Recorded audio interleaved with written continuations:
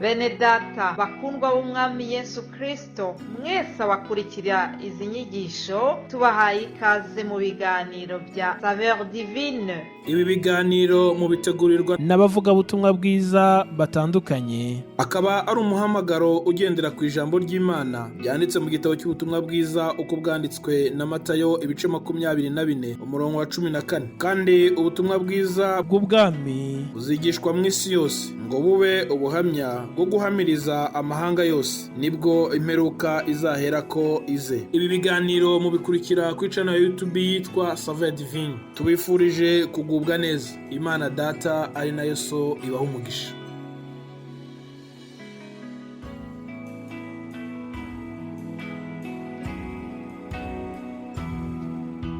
Mwese inshuti z'umusaraba bakundwa bene data, inshuti abakurikira iki kiganiro Saveur Divine, amahoro ya Kristo wazutse nabane namwe mwese aho muherereye hose. Nukuri Yesu naduhana umugisha. Ndashimira Imana cyane kuko yongeye kuntera iteka yo kongera kugaruka kuganira namwe biciye muri ubu buryo bw'iki kiganiro. Imana ishimwe kuko yabarinze aho muri. Bamwe muri mwebwe banyandikiye bambaza amakuru. Nukuri ndashima Imana ku bwanyu, kandi Yesu abaha umugisha kubwo gutekereza kuri uyu murimo, kubwo kuwitwararika, kubwo kudushyigikira. Mwese Imana ibaha umugisha.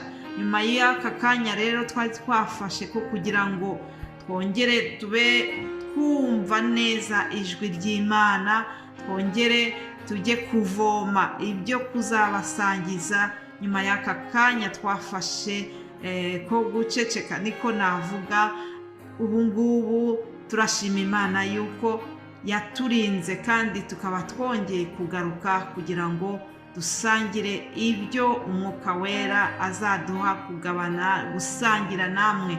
Yesu nashimwe cyane kuko azabigenza neza byose. Haleluya. Nshuti mutwumva rero, murabizi neza turacyari mu munezero wa Pasika. Wa mbere wa Pasika ntuhagije, ahubwo ibyishimo byo kuzuka kwa Yesu kuri buri mukristo bikwiye gukomeza. Buri munsi agamamaza intsinzi twakuye mu kuzuka kwa Yesu Kristo. Haleluya. Ndagira ngo mbabwire gato ku byerekeranye n'intumwa Petero. Ubwo yari amaze kuzura Umwuka Wera, yagiye imbere y'aba bagabo yari yatinye. Nuko amaze guhabwa imbaraga z'umwuka, ajya imbere yabo ababwira ibyerekeranye n'umuzuko. Arongera bibutsa uburyo ibyo Yesu yanyuzemo, ariko anababwira ukuntu yazutse. Dusome amagambo tubona mu Byakozwe n'Intumwa igice cya 2 uhereye ku murongo wa 22. Petero aterura aya magambo arabahamiriza, arababwira ngo, yemwe bagabo ba Isirayeli mwe, nimwumva aya magambo. Yesu w'i Nazareti, wa muntu Imana yabahamirishije imirimo ikomeye n'ibitangaza n'ibimenyetso ibyo yamukoresheje hagati yanyu nk'uko mubizi ubwanyu.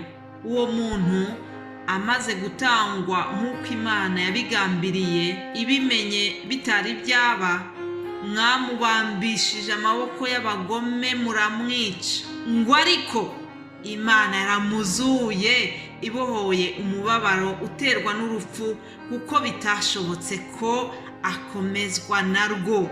Haleluya. Ngo ntabwo byashobotse ko Yesu akomezwa n'urupfu. Yarazutse. Haleluya.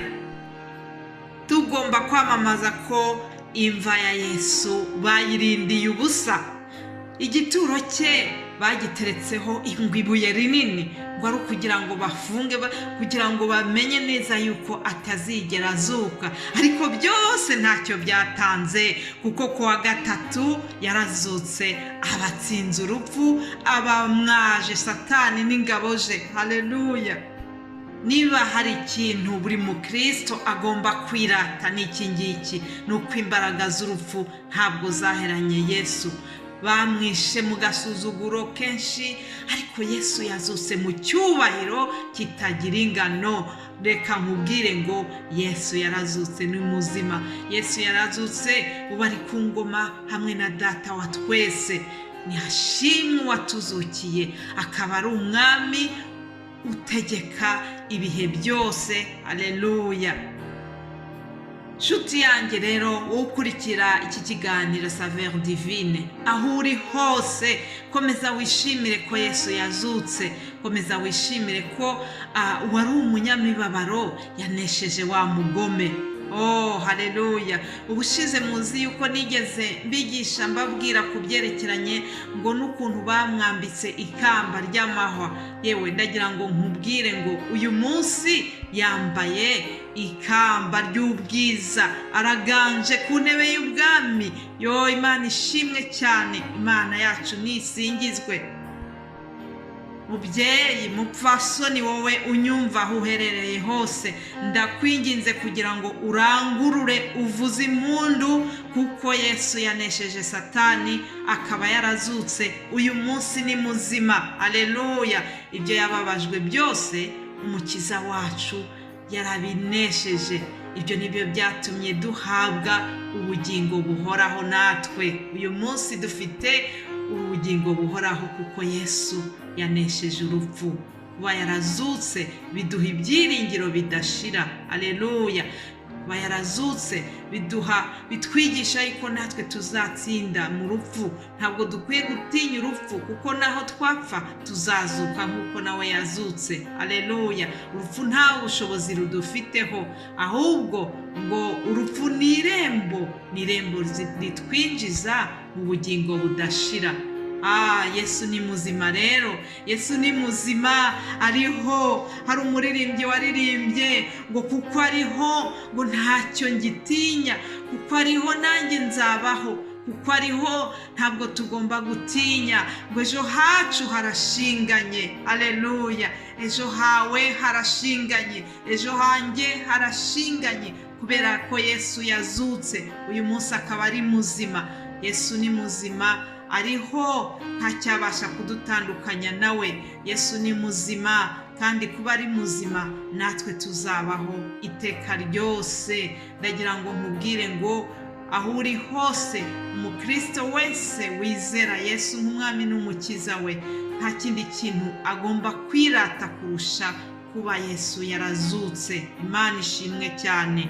Reka turangize dusenga, dushimira Yesu, dushimira Imana kubwo kuba Yesu yarazutse. Data wa twese wo mu ijuru, turagushimiye cyane. Turagushimiye cyane kuko watwohereje Yesu Kristo, umwana wawe w'ikinege, kugira ngo umwizera wese atarimbuka, ngo ahubwo ahabwe ubugingo buhoraho. Yarapfuye, arahambwa, arazuka. Uyu munsi turacyari mu munezero w'umuzuko wa Yesu, kandi turamamaza intsinzi ye. Dufite ibyishimo, dufite umunezero, kubera yuko umuzuko we natwe uduhesha ubugingo buhoraho. Ushimwe Yesu, warakoze kutwitangira. Nsabiye buri wese uzumva aya magambo kugira ngo umwongerere umunezero uturuka mu kuzuka kwawe. Ubane na buri wese wari ufite intimba, umukize iyo ntimba. Wari ufite amaganya, umukize amaganya. Mu izina rya Yesu ndategeka kugira ngo buri muntu wese uzumvira ijambo Mwami Yesu uzamugenderere mu mutima we, maze umuha umunezero udasanzwe. Bisabye nizeye mu izina rya Yesu Kristo. Amen. Nshuti zacu rero, mukurikira ibi biganiro, ndabifuriza gukomeza kugubwa neza. Iki cyumweru kiri imbere tuzarebera hamwe abo Yesu yabonekeye nyuma yo kuzuka kwe. Hari abantu Yesu yiyeretse akimara kuzuka. Tuzareba ibyo yavuganye nabo, mbese ni ayahe masomo twakura muri ibyo biganiro Yesu yagiranye nabo. Ndakwinginga kugira ngo uzashobore gukurikira neza, kandi nkwifurije kugubwa neza mu gukurikira ibiganiro bya Saveur Divine. Yesu aguhe umugisha, Yesu akurinde, Yesu akomeze aguhe ibyishimo bijyanye n'umuzuko we. Amen.